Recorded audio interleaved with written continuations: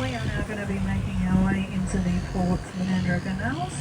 We're going to head through stage 5 of the canals, make our way up back to stage 1 before entering back into the main channel.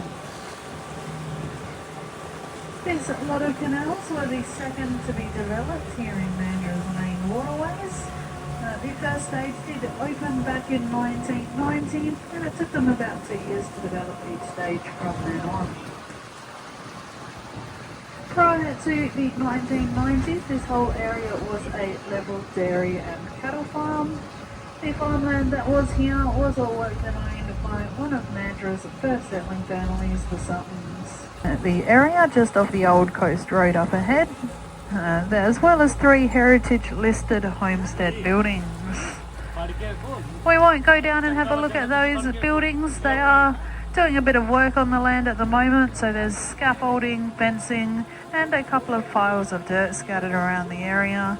That can make it a bit tricky to get a good look at. We're going to continue along the main channel here. Do keep an eye out for dolphins. It was designed with them in mind, so they have adapted to just utilising this canal system as another hunting spot. I'll point out some of the houses of interest and also answer some of the more commonly asked questions as well.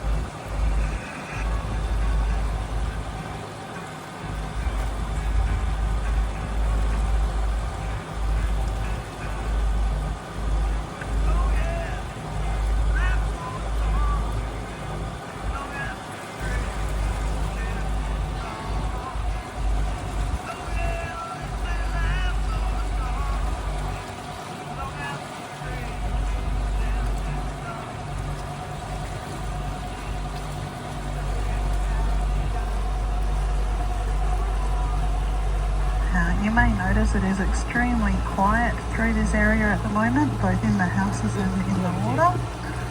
About 70% of these homes are just holiday houses, so a lot of them are empty for 3/4 of the year.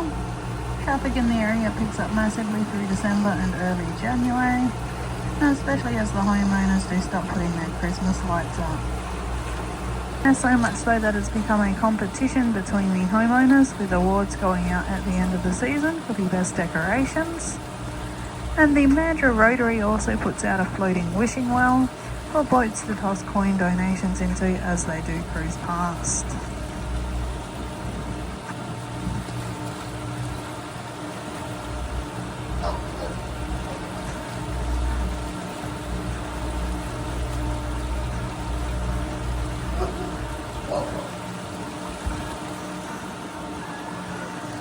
Now, in the 12 years the Christmas lights have been going with the wishing well, the Mandurah Rotary has raised almost $300,000. It all goes back into the community. It'll be spread between things like our dolphin and seabird rescues, food banks, homeless shelters, and many other good local causes.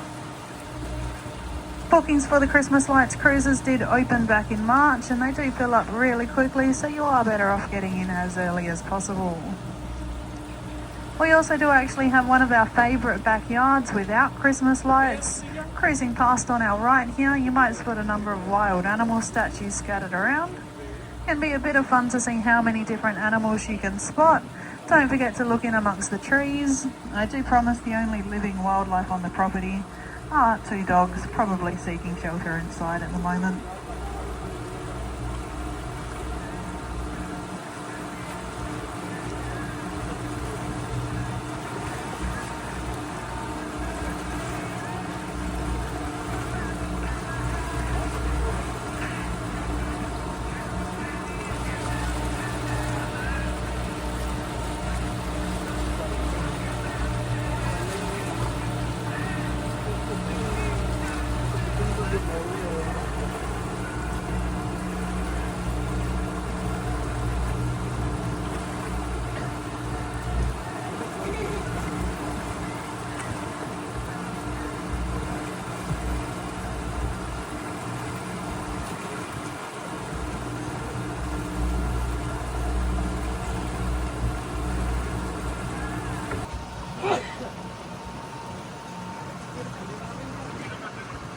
Another question I do get asked very frequently when they move through this area is about how much it would cost to live here.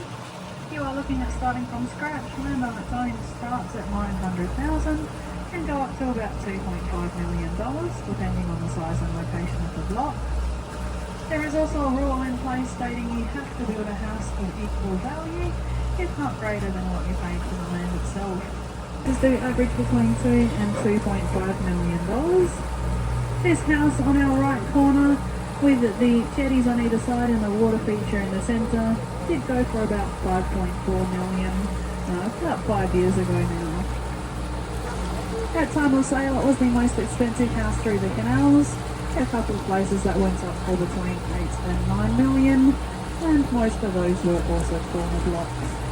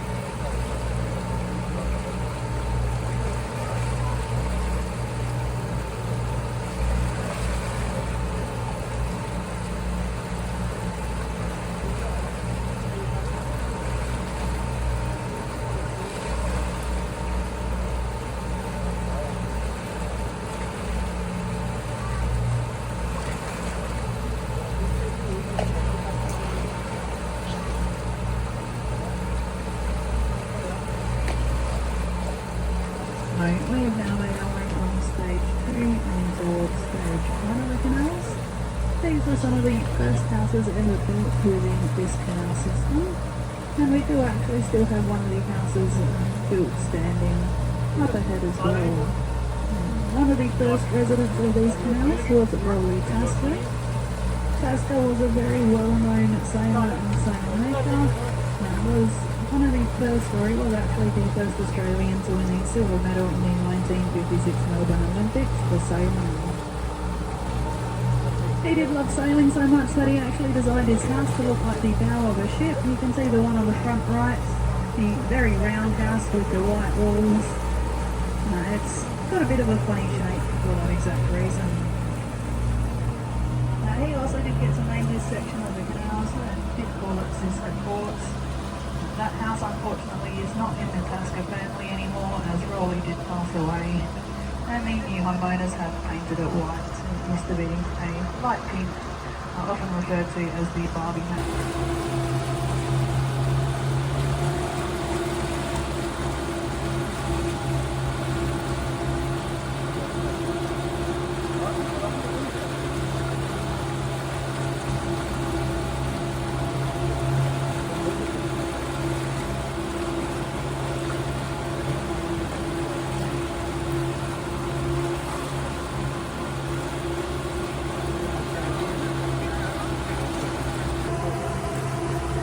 Now, the block of land on our right is the Mandurah Memorial. It is a lovely little piece of land with olive and rosemary trees planted for peace and remembrance, and the New Zealand Christmas flower or Kahuta cow bush blooming a vibrant red flower to represent the bloodshed and sacrifice of war.